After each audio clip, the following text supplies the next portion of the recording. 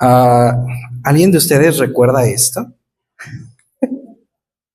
Tenía mucho, yo creo que unos 10, 15 años que no veía ¿cómo se llama? Evangecube, creo, una cosa así.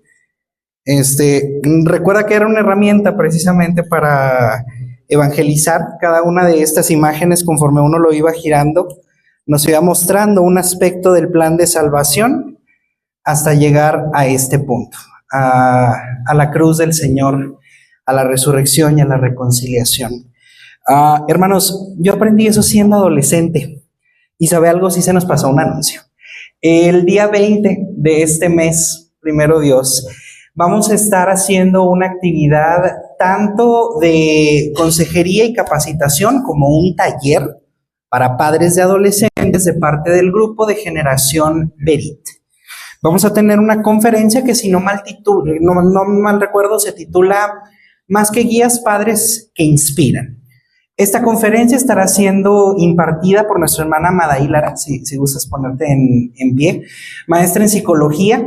Y vamos a tener también, hermanos, un taller para abordar la parte espiritual de vivir la fe en la adolescencia y guiar a nuestros adolescentes en la fe en el contexto del nuevo pacto. Por eso el nombre del grupo, Generación Berit, Generación del Pacto. Ahora, hermanos, vamos a tener un culto unido, se están invitando a otras iglesias, vamos a invitar a la Iglesia Bautista Israel, ya invitamos a Agua Viva, queremos hacer extensiva también la invitación a la primera iglesia bautista también, para que de entre aquí y de todos estos adolescentes que aún no conocen al Señor, lo puedan conocer, hermanos. Esta actividad, esta conferencia tendrá lugar el sábado 20 a las 4 de la tarde. Continuaremos nuestras actividades con un culto unido que dará comienzo a las 7 y procuraremos terminar a las 8 en punto, para que esté también tranquilo con el horario en que sus hijos van a estar con nosotros. Pero nuestro principal énfasis en esta actividad, hermanos, es evangelístico. Recuerden, lo que queremos es que el 20 de septiembre muchos adolescentes reconozcan en Jesucristo a su Salvador y Señor. Eso es lo que nos proponemos. Por lo tanto, hermanos, les pedimos que oren. Oren por nuestra hermana Madaí, por nuestra hermana Safieli, oren también por un servidor que estaré presentando el mensaje en ese culto. Y también, hermanos, una grata sorpresa por nuestros adolescentes del grupo Berit, que ellos estarán tomando parte en la alabanza, en ese culto. Los vamos a ver tocando los instrumentos, los vamos a ver cantando y viendo cómo Dios de verdad les está capacitando para asumir los puestos de liderazgo que están aquí. Así que, hermanos, Dios está dando un fruto grande en nuestra iglesia. Tenga presente esa fecha. Y más allá de eso, hermanos, es mi oración que el Señor bendiga en abundancia a esta congregación mediante la predicación de su palabra. Y con mayor anhelo lo pido hoy, hermanos, ya que Dios me da la gracia de presentar este sermón en preparación para todo lo que la Santa Cena representa para el pueblo de Dios. Así que les pido, hermanos, que oren conmigo para que junto con la predicación, este tiempo sea lo que está escrito que tiene que ser para nosotros. Debe ser un memorial del sacrificio del Señor a nuestro favor. Debe ser una celebración de su presencia entre nosotros en la comunión.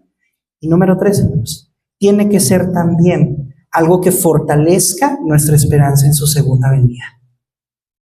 3 cosas tenemos en la Santa Cena: pasado, presente y futuro. Sacrificio, comunión, segunda venida. Hermanos, que la predicación sea de bendición para este tiempo. Acompáñame a orar. Padre Santo, nos ponemos en tus manos, mi Dios, para que en tu bondad tú nos permitas ver tu verdad a través de tu palabra, Señor. Que nos concedas, Señor, no solo el ver la luz, sino el experimentar la luz. Como dice el Salmo, en tu luz veremos la luz.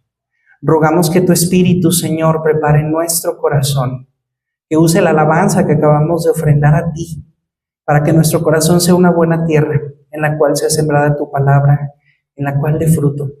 Que sea hoy un día de sumo regocijo, porque reconocemos que tú moriste en la cruz para salvarnos. Reconocemos que tú estás hoy entre nosotros como tu pueblo y que esperamos con el mayor de los anhelos verte regresar en las nubes del cielo, con poder y con gloria, sabiendo que si aún no estuviésemos vivos, cuando ese momento tenga lugar, de entre los muertos nos levantaremos y te veremos, y nos reuniremos contigo y con nuestros amados que ya gozan de comunión contigo en tu presencia, Señor. Gracias por tu bondad para con nosotros. Sea tu gracia, Padre, la que dé fruto a tu pueblo. En Cristo Jesús lo pedimos. Amén.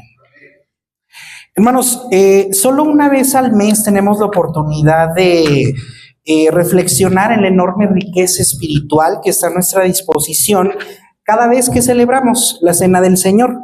Si hay algún momento en el que podemos apreciar la prioridad del aspecto comunitario de la fe cristiana que hemos estado enfatizando y desarrollando en cada sermón de unos domingos para acá, definitivamente es un momento como este, hermanos.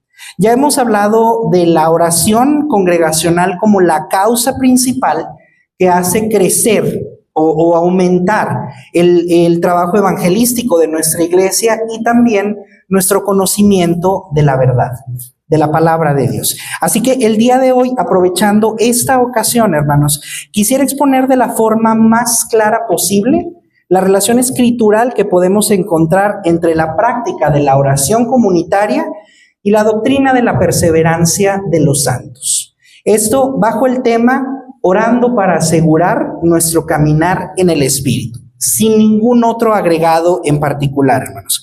El sermón de hoy se titula Oración Comunitaria, orando para asegurar nuestro caminar en el Espíritu. Ahorita le explico por qué no añadí algún subtítulo en particular a esta predicación. Primero quisiera preguntarles, hermanos, ¿qué es la perseverancia de los santos? Empezando por ahí, porque es la relación que vamos a establecer. Ante todo respondemos, hermanos, que es una doctrina. Es decir, es una formulación oficial de una enseñanza bíblica que sintetiza lo que la iglesia confiesa como verdad sobre algún tema particular. ¿Qué le intento decir con esto, hermanos? Las doctrinas surgen del análisis bíblico. La Biblia no es un libro de doctrinas en el sentido de que las encontramos ya formuladas en ellas. ¿Me entienden? Es trabajo de la teología sistemática y del método teológico el recoger toda la enseñanza que la Biblia contiene respecto a algún tema particular, sintetizarla en una fórmula que goce de sustento oficial, y eso es a lo que llamamos doctrina. Por lo tanto, hermanos, la perseverancia de los santos es una doctrina oficial que está plasmada en nuestras confesiones de fe como iglesias bautistas. Ahora, ¿qué afirma la perseverancia de los santos? Porque aquí hay un punto de tensión entre algunas de nuestras iglesias y también con otras denominaciones, hermanos. En esencia, afirma dos cosas.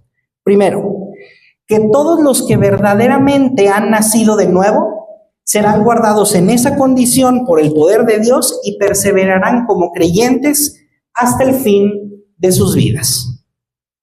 En palabras mucho más sencillas, la salvación no se pierde. Eso es lo primero que afirma la perseverancia de los santos. Todos los que verdaderamente han nacido de nuevo son guardados por Dios para permanecer como creyentes hasta el fin de sus vidas. Pero también afirma el sentido opuesto de esta declaración, hermanos. En segundo lugar, la perseverancia de los santos afirma que todos los que perseveran hasta el fin verdaderamente han nacido de nuevo. Así que la perseverancia de los santos, hermanos, nos establece la conexión que hay a nivel de seguridad cristiana entre el inicio de nuestra vida cristiana y la culminación, que es estar en la presencia de Cristo, en el momento en el que el Señor lo determine. A grandes rasgos, eso es lo que entendemos por la perseverancia de los santos. Es una doctrina que afirma que la salvación no se pierde y que los que son salvos permanecerán así hasta el fin de sus vidas. Solo se comprobará esto cuando ese fin llegue y hayan permanecido fieles. Así que les invito a ir conmigo, hermanos, a la segunda carta del apóstol Pedro, capítulo 1 y versículos 3 al 11. En esta ocasión, hermanos, tomando como base la versión de la Biblia de las Américas, muy parecida a la Reina Valera y a la Nueva Traducción Viviente, Sígame con su vista en esta sección de apertura de la carta. Le repito, segunda carta del apóstol Pedro, capítulo 1, versículos del 3 al 11.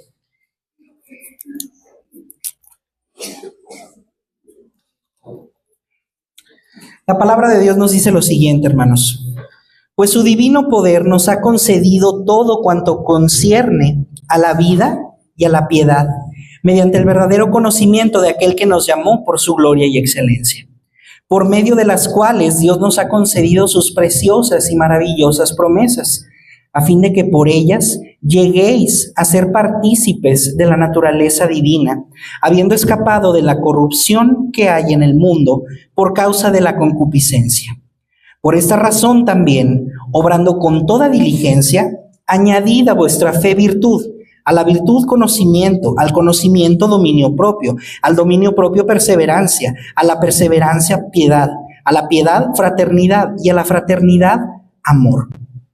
Pues estas virtudes, al estar en vosotros y al abundar, no os dejarán ser ociosos ni estériles en el verdadero conocimiento de nuestro Señor Jesucristo.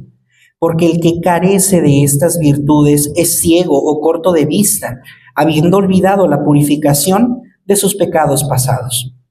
Así que, hermanos, sed tanto más diligentes para hacer firme vuestro llamado y elección de parte de Dios, porque mientras hagáis estas cosas, nunca tropezaréis, pues de esta manera os será concedida ampliamente la entrada en el reino eterno de nuestro Señor y Salvador Jesucristo. Ven cómo aquí, hermanos, está plasmada precisamente la formulación que les acabo de dar. Hay una conexión que este pasaje establece entre el inicio de nuestra vida cristiana y en la culminación de la vida cristiana. Ahora, hermanos, yo sé que escuchar el mismo título en dos sermones diferentes puede parecer algo confuso e incluso tedioso. Estoy de acuerdo. Pero efectivamente, hermanos, hay varias razones por las que los autores bíblicos abordan los mismos temas en sus escritos. Y es de esta particularidad que podemos hacer desarrollos teológicos mucho más amplios y conexiones también a mayor alcance, hermanos, que definitivamente no podríamos cubrir en un solo sermón. Por eso es que encontramos enseñanzas quizás de distintos aspectos en las cartas de Pablo, como en la carta de Santiago, o en Gálatas, como puede ser en Pedro. Pueden hablarnos de los mismos temas, hermanos, pero debido a esta incidencia de temas generales, es que podemos ver como un mismo tema recorre toda la Escritura, y así podemos ocupar varios sermones para entenderlo de la mejor forma. A veces, hermanos, la razón de esta coincidencia de temas puede deberse a una necesidad en las audiencias de distintos escritores. Sea una necesidad de conocimiento de la voluntad de Dios, una necesidad de práctica, es decir, necesitan una instrucción más específica para cumplir la voluntad de Dios. Puede ser también una necesidad de consuelo y ánimo de una iglesia o de un grupo o de algún individuo que esté dolido o herido, y el propósito de ese tema en particular es consolarle, o incluso, hermanos, puede ser corrección. Cualquiera de esas, pero hay una necesidad por la cual el autor está comunicando la palabra de Dios. En otros casos, hermanos, la motivación puede ser simplemente la orden de llevar al pueblo la revelación de Dios en un momento particular. Y no más. No necesariamente que haya alguna conexión histórica, sino simplemente es el tiempo que Dios determinó para comunicar cierto aspecto de su verdad. Pero, hermanos, esta carta en particular creo que es un buen ejemplo de la tercera fuente que motiva a un escritor bíblico para comunicar la palabra de Dios. Y esta razón, hermanos, es la muerte ya muy próxima de su autor, del apóstol Pedro. Y es justo aquí, hermanos, cuando comenzamos a notar la conexión que esta tercera causa establece con la doctrina de la perseverancia de los santos. Porque cada vez que uno la puede ver en la Escritura, hermanos, al menos en una muy buena cantidad de casos, cuando los líderes del pueblo de Dios ya están conscientes de su inminente partida, es cuando animan a sus discípulos a seguir adelante y fielmente en los caminos de Dios, aun cuando ellos ya no estén para guiarles. Por ejemplo, tenemos al apóstol Pablo, hermanos. Y me gusta mucho este ejemplo porque cronológicamente se calcula que el apóstol Pablo y el apóstol Pedro, quien escribe esta carta, murieron más o menos en el mismo año. No estamos seguros con precisión quién falleció antes y quién después, pero existe la posibilidad, hermanos, que el apóstol Pablo ya ni siquiera estuviera vivo para cuando Pedro escribe esta segunda carta, o tenga ya una fecha muy próxima para su ejecución. Bajo ese contexto, podemos leer cómo se dirige a Timoteo en su segunda carta.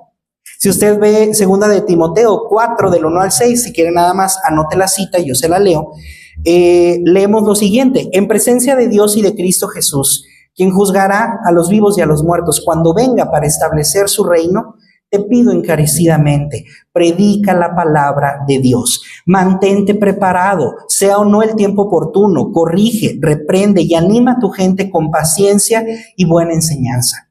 Llegará el tiempo en que la gente no escuchará más la sólida y sana enseñanza. Seguirán sus propios deseos, buscarán maestros que les digan lo que sus oídos se mueren por oír. Rechazarán la verdad e irán tras los mitos. Pero tú debes mantener la mente clara en toda situación. No tengas miedo de sufrir por el Señor. Ocúpate en decirles a otros la buena noticia y lleva a cabo el ministerio que Dios te dio. En cuanto a mí, mi vida ya fue derramada como una ofrenda a Dios. Se acerca el tiempo de mi muerte. ¿Ve la conexión que hay? Pablo está consciente de que su vida llega a su fin y anima a su discípulo, como también a Tito, como también a Filemón, para que ellos sigan adelante en el llamado que Dios les dio y en el camino que deben de seguir. De la misma manera encontramos un pasaje muy parecido en Hechos de los Apóstoles, cuando Pablo precisamente se despide de la congregación de Éfeso, que era donde Timoteo estaba sirviendo como uno de sus pastores. Pablo pensó por un momento que no volverían a ver su rostro y se despidió en ese tono de ellos, aunque realmente estuviera quizás a unos 5 años de su ejecución. Pudo haber tenido alguna otra ocasión de visitarlos, pero es otro ejemplo de cómo Pablo, presintiendo un tiempo muy difícil que podría resultar en su muerte, anima a aquellos que están pastoreando a la iglesia de Éfeso a que sigan fieles en sus caminos. Ahora, hermanos, otro ejemplo notable que tenemos, y este lo tomé del Antiguo Testamento, es Moisés. Porque aunque Moisés, hermanos, murió prácticamente 2000 años antes que Pedro y que Pablo, nos muestra la misma forma de proceder. En Números 27, del 15 al 20, puede encontrar cómo Dios le ordena a Moisés que delante del pueblo reconozca a Josué como su legítimo sucesor. Pero lo interesante viene, hermanos, cuando pasamos al libro de Deuteronomio. Esta cita, si quiere, si vaya conmigo a buscarla, mantenga ahí en mente segunda de Pedro, capítulo 1. Vamos como referencia a Deuteronomio 31, 7 y 8.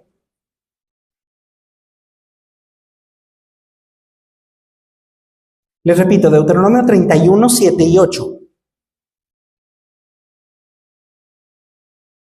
Nos dice la palabra de Dios: luego Moisés mandó llamar a Josué y en presencia de todo Israel le dijo: sé fuerte y valiente, pues tú guiarás a este pueblo a la tierra que el Señor juró a sus antepasados que les daría.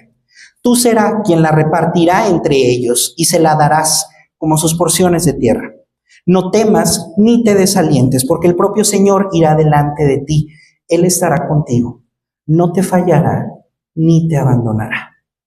Y es entonces cuando Moisés le recuerda al pueblo: yo no pasaré a la tierra que tu Dios te da, pero Josué sí, y ustedes sí pasarán y el Señor irá delante de ustedes.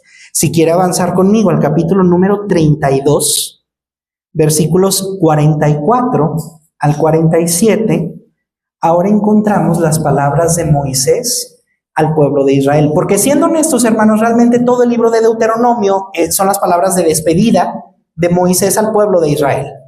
Son su exhortación a que continúen fieles en la tarea y en el camino que Dios les ha dado. Pero en esta sección en particular, Deuteronomio 32 del 44 al 47, leemos lo siguiente: entonces Moisés fue con Josué, hijo de Nun, y recitó todas las palabras de ese canto al pueblo.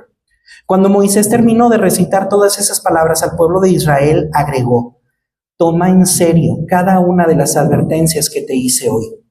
Transmítelas como una orden a tus hijos para que obedezcan cada palabra de esas instrucciones. No son palabras vacías, son tu vida.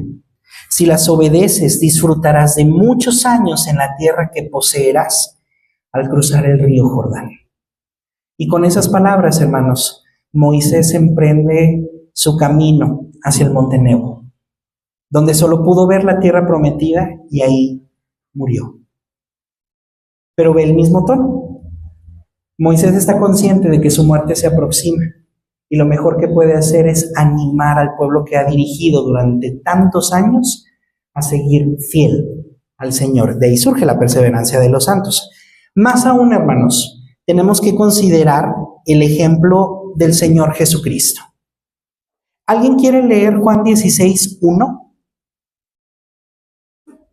Porque los capítulos que están en el Evangelio de Juan, hermanos, a partir del capítulo 14, suceden después de la celebración de la Santa Cena, cuando van camino al huerto de los olivos, donde Jesús pasará un momento tremendo de prueba personal al orar. Mientras van de camino, Jesús va explicándoles muchas cosas a los discípulos que es necesario que tengan presente antes del momento que Jesús va a enfrentar. Pero si uno solo lee Juan 16:1, ¿qué fue lo que les dijo el Señor, hermanos? ¿Alguien que lo quiera leer? Estas cosas os he hablado para que no tengáis tropiezo. Ya que estaba cerca su muerte, el propósito del Señor Jesús al decirles todo eso era que no tropezaran en su fe. Si no mal recuerdo, la traducción de la Nueva Traducción Viviente es para que no duden de su fe. Una expresión parecida es la que cuenta. Para que no abandonen. Gracias. Para que no abandonen su fe. Ahora, retroceda por favor al capítulo 14, versículos 15 al 19. ¿Y qué encontramos ahí, hermanos? Juan 14, del 15 al 19. ¿A quién se menciona ahí? ¿Cuál es la provisión del Señor para nosotros una vez que el Señor haya cumplido con su misión? El Espíritu Santo. No los dejaré huérfanos. Vendré otra vez a ustedes. Y mientras tanto el Espíritu será enviado por el Padre para ustedes. Y será por el Espíritu que los creyentes son sustentados mientras esperamos la venida del Señor. Así que ahí tiene, hermanos, otra mención de la perseverancia de los santos. Por eso, hermanos, no debe sorprendernos que así como a nuestro Señor Jesús en su momento, ahora el apóstol Pedro, quien está prácticamente a días, si no es que semanas como más, de experimentar la muerte, ahora él se preocupe por la fidelidad de aquellos que van a continuar en la carrera que él está por terminar. En una carta escrita, hermanos, para todas las iglesias en su momento, como lo es segunda de Pedro, el apóstol insta a los creyentes de cada comunidad a asegurar su caminar en el Espíritu, después de que la autoridad apostólica visible ya no esté. Por lo tanto, hermanos, nosotros de forma corporativa debemos hacer de ese anhelo apostólico nuestro principal motivo de oración. Más allá, hermanos, de todos los ministerios que tenemos, más allá de todo lo que podemos hacer para el Señor, más allá de la cantidad de gente que este templo pueda tener, nuestra prioridad es pedir al Señor que cada uno de nosotros permanezca fiel y fiel hasta el fin. Ese es nuestro principal motivo de oración. De esa manera, hermanos, el Señor nos encontrará firmes en su venida.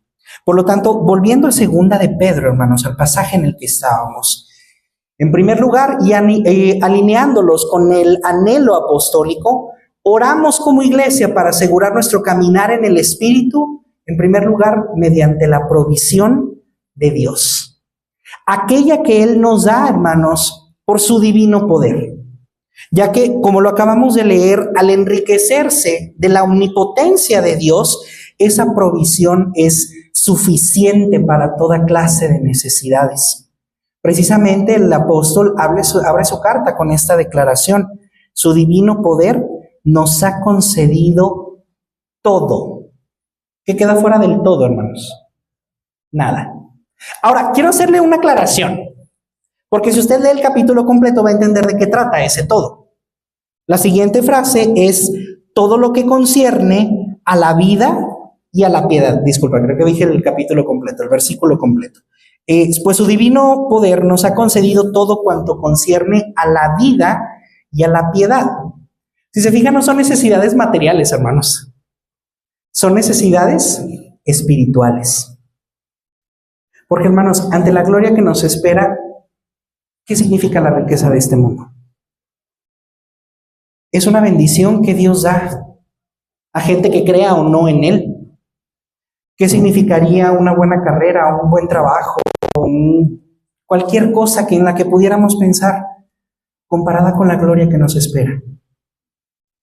Hermanos, reconocemos que Dios en su soberanía se reserva el derecho de darnos tiempos de prosperidad como también tiempos de necesidad. Se reserva el derecho de determinar para nosotros tiempos de enfermedad como tiempos de salud. Pero sus promesas, las que nos sostienen a lo largo de toda esa variedad de circunstancias, hermanos, cubren toda clase de necesidades espirituales que nosotros podamos tener. Todo lo que concierne a la vida y a la piedad. Romanos repite este pensamiento en un tono muy parecido. El que no escatimó a su propio Hijo, ¿cómo no nos dará también con Él todas las cosas?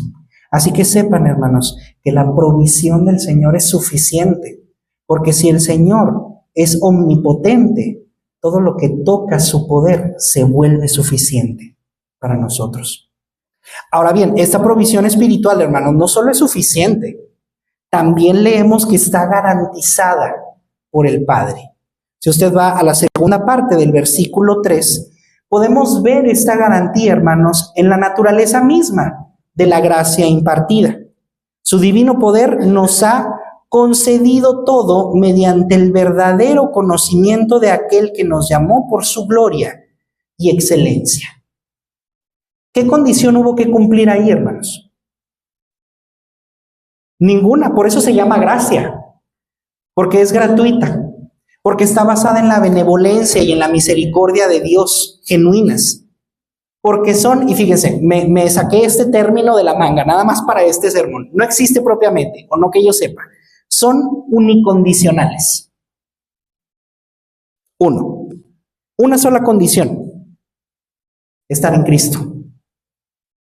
Es lo único que se necesita para disfrutar de la garantía de estas promesas: estar en Cristo.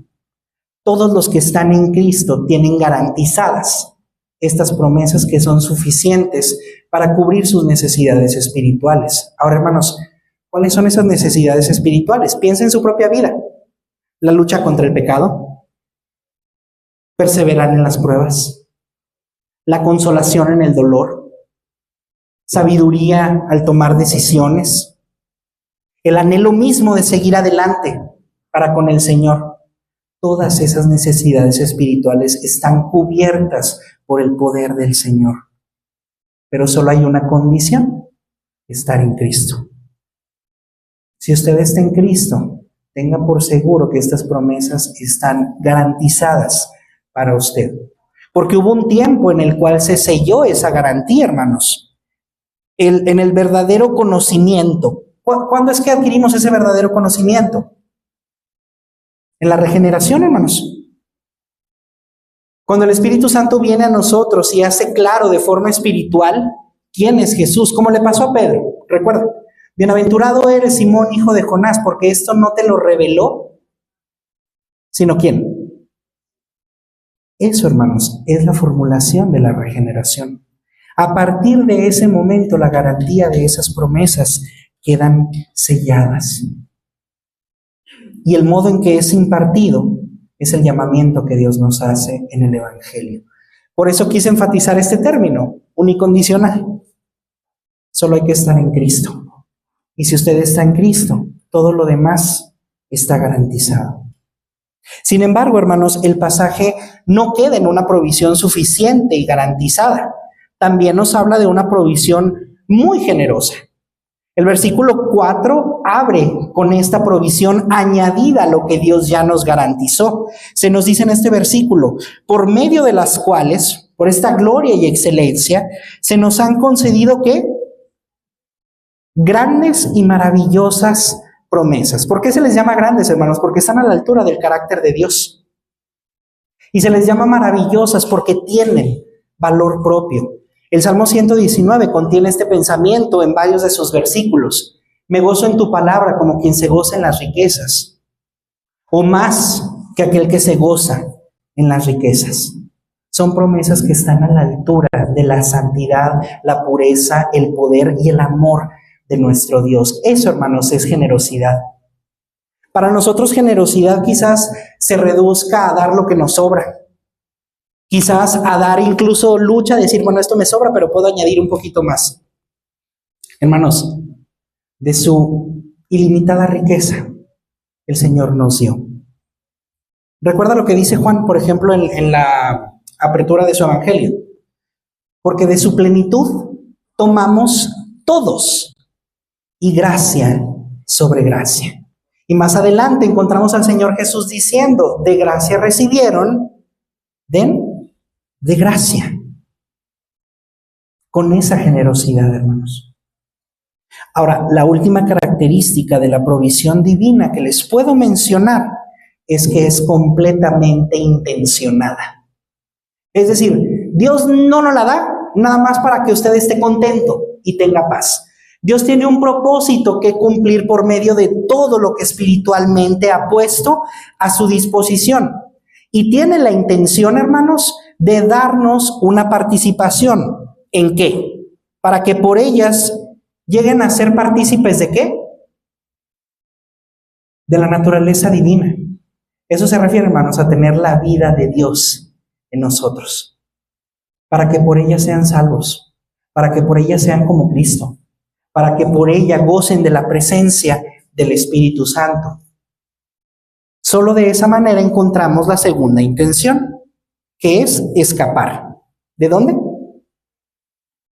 De la corrupción del mundo, de los malos deseos. Así que tenemos esta doble intención en la provisión divina. Tiene promesas garantizadas, tiene promesas suficientes, tiene promesas generosas, pero que tienen dos propósitos. Comunicarle a usted la verdadera vida que está en Dios, traer a usted la presencia del Espíritu Santo y de esa manera irlo separando de los malos deseos y de la corrupción que hay en el mundo. Esa es la intención de las promesas, hermanos. Por eso es que la perseverancia de los santos se traduce cada vez en mayor nivel de consagración y de santidad. Porque si hacemos uso de estos recursos, el resultado es una vida dedicada en mayor medida al Señor. Una vida llena de anhelos por servirle, de anhelos por alabarle, de anhelos por estar en comunión con Él. Por lo tanto, en conclusión a este primer punto, hermanos, no sé cuántos aquí pueden testificar de su experiencia en esta provisión inagotable de promesas. Pero yo les puedo decir que toda necesidad espiritual que yo he tenido a lo largo de mi vida, el Señor la ha suplido. Y Él ha sido fiel. Necesitaba conocer a Jesús, Él me permitió conocerlo. Necesitaba dar pasos para vencer mi propio pecado, Él me permitió hacerlo. Necesitaba sabiduría para discernir su llamado a mi vida, Él me permitió hacerlo. Necesitaba fuerza y consuelo cuando la vida se puso dura, Él me lo permitió. Y yo espero, hermanos, que en el futuro sean más los que testifiquen en esta congregación de cómo Dios ha sabido traer esas promesas a su vida. Porque, hermanos, quisiera que todos en esta iglesia cantáramos lo mismo que hace años se nos enseñaba. Yo sé que todos ustedes van a reconocer esto. Todas las promesas del Señor Jesús son apoyo poderoso de mi fe. Mientras viva aquí, cercado de su luz, siempre en sus promesas confiaré. Grandes, fieles, las promesas que el Señor Jesús ha dado. Grandes, fieles, en ellas para siempre confiaré. Esa es la fe que une generaciones, hermanos. Esa es la fe que une generaciones. En segundo lugar, hermanos, como comunidad ministerial, Oramos para asegurar nuestro caminar en el Espíritu al invertir nuestros mayores esfuerzos en complementar nuestra fe. Ahora, voy a tomar como ejemplo la torre de oración. ¿Cuánto esfuerzo le ha tomado a nuestra iglesia ver el edificio que hoy tenemos ahí? ¿En tiempo? ¿Cuánto tiempo ha sido? ¿Recuerda? Más o menos 6 años, hermanos. Se empezó a hablar de esto por el 2018-2019, con una pandemia de por medio. En esfuerzo económico, bueno, nuestros hermanos de administración tienen la cifra exacta. Si se la quieren preguntar, ahí está. A nivel de compromiso, hermanos, ¿cuánto nos ha costado? Porque todos aquí hemos tenido que hacer ajustes en nuestro presupuesto para poder solventar esa obra. Hermanos, parece que en los aspectos exteriores tenemos mucho ánimo de crecer, pero ¿sabe dónde debe iniciar ese ánimo? En el interior. Ese mismo anhelo de ver terminado ese edificio debe surgir del anhelo que está aquí adentro, de llevar mi fe a su forma más madura. Porque no por nada se llama torre de oración. Se supone que los creyentes maduros oran, ¿no? ¿O pretendemos tener ese edificio ahí para que nadie suba a orar? Hay un uso que le estamos dando. Hay algo que queremos reforzar en nuestra iglesia. Y hermanos, según este pasaje podemos complementar nuestra fe con toda la riqueza de atributos que puede expresar. Atributos que desarrollan nuestro carácter, atributos que desarrollan nuestra madurez en relación con Dios y atributos que desarrollan la comunión con nuestros hermanos. Si usted ve los primeros 3 en los versículos 5 y 6, la primera parte, encuentra excelencia moral, conocimiento y control propio. Esos son los atributos que nos permiten complementar nuestra fe en el desarrollo de nuestro carácter.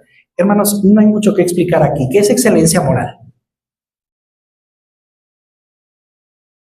Tener un cúmulo de valores incuestionables. En otras palabras, ser irreprochable en la fe. Ser virtuoso significa la más alta expresión de la fe.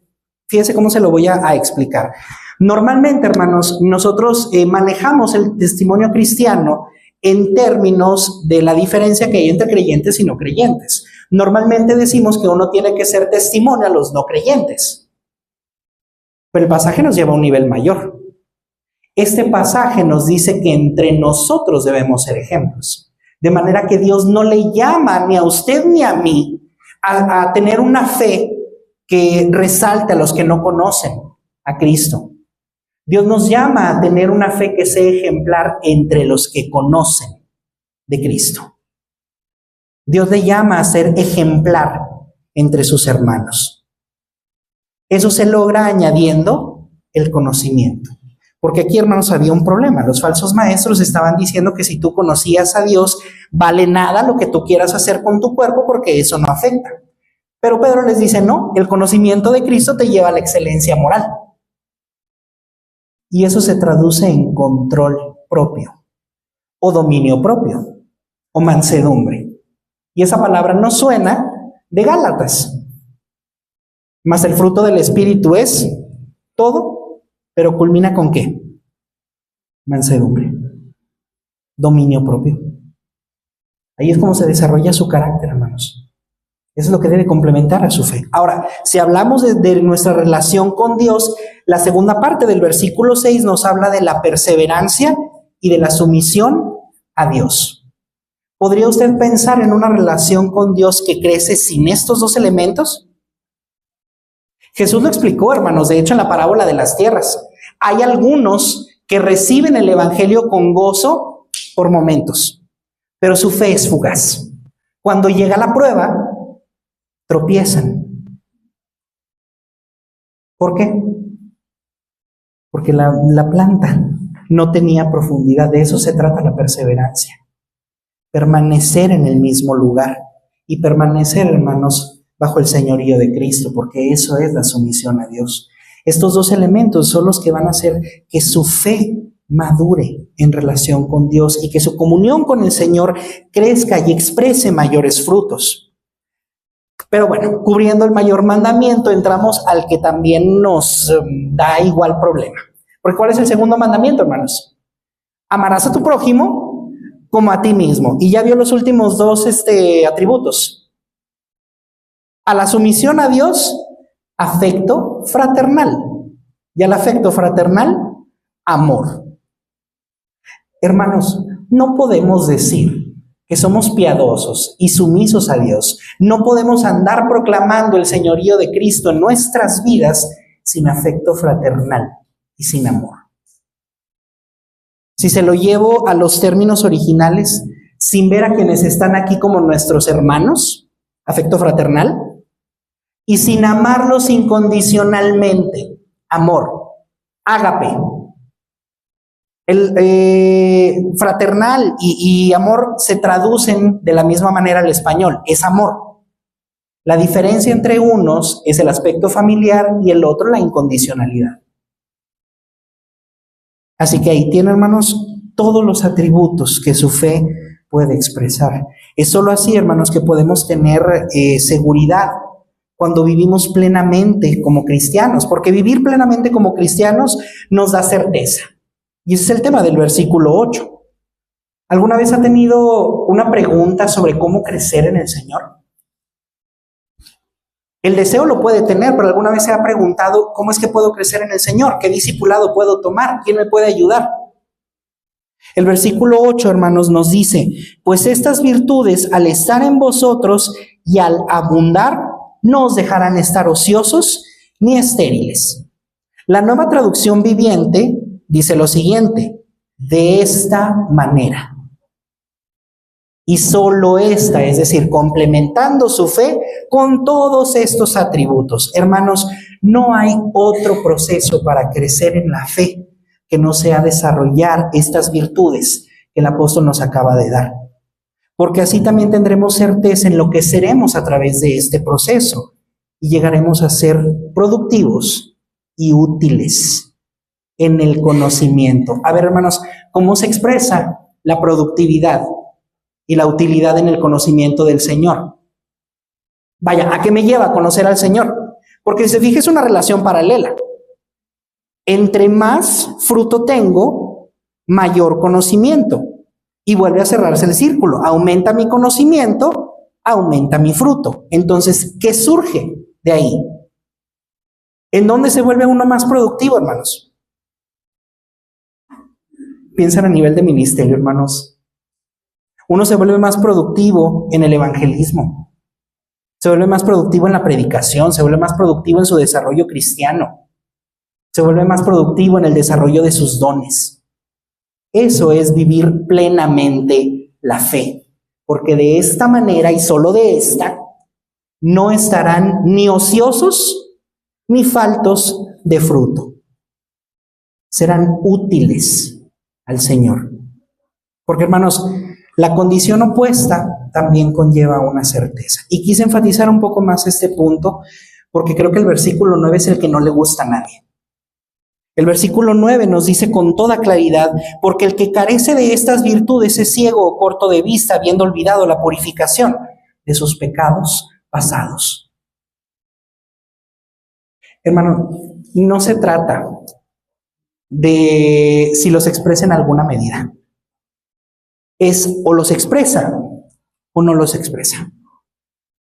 Porque o tiene las promesas de Dios y crece en su fe y añade todas estas virtudes, o si no, entra el versículo que nos dice que aquellos que no muestran este fruto, que aquellos que carecen de esto, han olvidado la luz que les dio el Evangelio y han olvidado de qué trata el Evangelio, de la purificación de los pecados.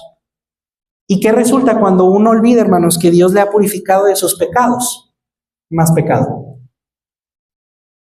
Por eso es que mucha gente, hermanos, cuando no entiende el Evangelio, cuando es esa primera tierra, el corazón duro, que no deja entrar el Evangelio, viene Satanás y se lo lleva. El efecto que encontramos no es consagración, es más pecado. Por eso terminan a veces en peor condición. Porque esa revelación que les trajo el Evangelio queda nublada. y el beneficio que trae a nuestra vida, la bendición, no llega a expresarse. Ahí tiene por qué algunos, escuchando el Evangelio, no muestran el fruto, porque carecen de todas estas cualidades. Así que, hermanos, en conclusión al segundo punto, invertir nuestros mayores esfuerzos en complementar nuestra fe con toda esta riqueza de expresiones y llevarla al punto de experiencia plena es el aspecto más fundamental y tiene que ser el enfoque más crucial del ministerio de esta iglesia, hermanos. Porque ciertamente aumenta el vigor, aumenta el anhelo y el amor con que cada uno de nosotros como miembros servimos al Señor. Si no es así, hermanos, también tenemos una garantía. Se ha dejado de ver la gloria del Evangelio. No se experimentó nunca su beneficio, que es limpiarnos de todo pecado. De manera que lo que termina creciendo, hermanos, es la fuerza del pecado y no el poder de la fe. Por eso, hermanos, es tan importante para cada uno de nosotros perseverar en la fe. Y en tercer lugar, hermanos, como comunidad ministerial, oramos para asegurar nuestro crecimiento, nuestro caminar en el Espíritu, hasta llegar a una convicción espiritual plena.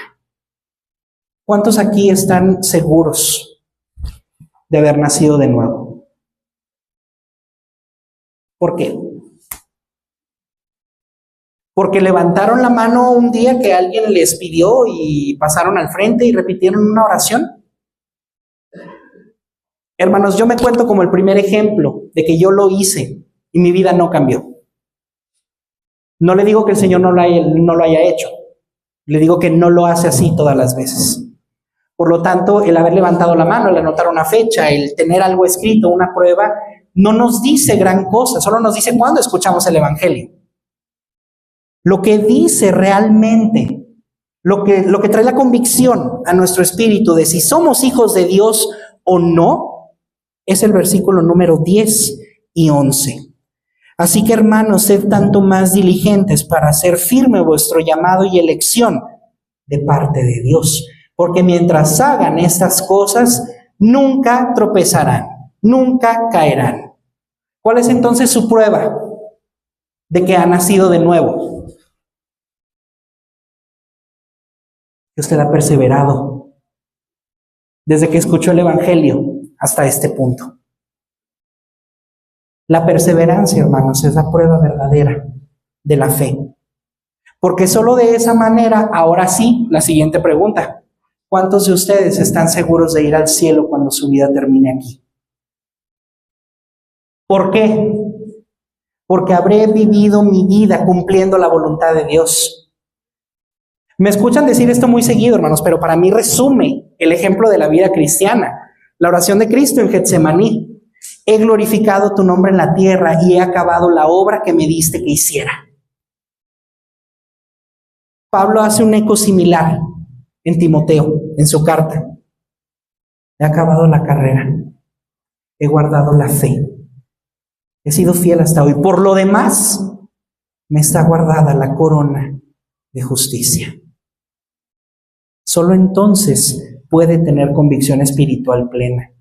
Hermano, el domingo pasado el hermano David nos lo predicaba. Aun si alguna sombra de duda hay en nuestro corazón, mayor es Dios. Así que tenga por seguro que Dios le ha dado un don para esta vida y un don para la vida venidera. Y si usted los posee, Dios ha traído esa obra de gracia a su vida. Así que, hermanos, por eso oramos. Y en conclusión, hermanos, alguien dijo con mucha razón: la mayor responsabilidad que tenemos tras iniciar nuestra vida cristiana es perseverar en la fe. Sería imposible pensar siquiera que existe la posibilidad de lograr esto sin hacerlo un motivo de oración constante para nosotros. Más aún si, como hemos visto, contamos con la abundante provisión de Dios, enfocamos nuestros esfuerzos en complementar nuestra fe y lo llevamos hasta el punto de que se traduzca en una convicción espiritual plena para nosotros. Entonces, como el apóstol Pedro dirige este llamado a una multitud de iglesias, hermanos, necesitamos orar como comunidad para que esta generación quienes hoy estamos aquí en la Iglesia Bautista El Calvario, camine con toda seguridad en el Espíritu hasta ver las puertas del cielo. Ese es nuestro llamado. Solo así cumpliremos el propósito de Dios en nuestras vidas y en nuestros ministerios. ¿Y sabe dónde lo reforzamos, hermanos? Aquí, en la Santa Cena. Así que con este pasaje en mente, hermanos, quisiera llevarlos conmigo a la primera carta del apóstol Pablo a los Corintios, capítulo 11. Por favor, terminando este mensaje con un tiempo de oración, quiero que tome en consideración lo que el apóstol Pablo escribe en estos versículos. Primera de Corintios 11, 27 al 29. De manera que el que coma el pan o beba la copa del Señor indignamente será culpable del cuerpo y de la sangre del Señor. Por lo tanto, examínese cada uno a sí mismo y entonces coma del pan y beba de la copa. Porque el que come y bebe sin discernir correctamente el cuerpo del Señor, come y bebe juicio para sí. Hermanos, sí, el pecado nos puede privar de celebrar la Santa Cena, pero este pasaje nos insta a tomar un tiempo en oración, a ver nuestro interior y a confesar delante de Dios el pecado que estamos cargando. Y entonces póngase en pie y tome el pan y beba la copa con gozo. Así que vamos a tomarnos unos momentos en silencio para confesar nuestros pecados al Señor y para que, como lo vimos hoy, nos comprometamos a perseverar en la fe, porque la Santa Cena, hermanos, es un recordatorio de nuestra perseverancia. Oremos.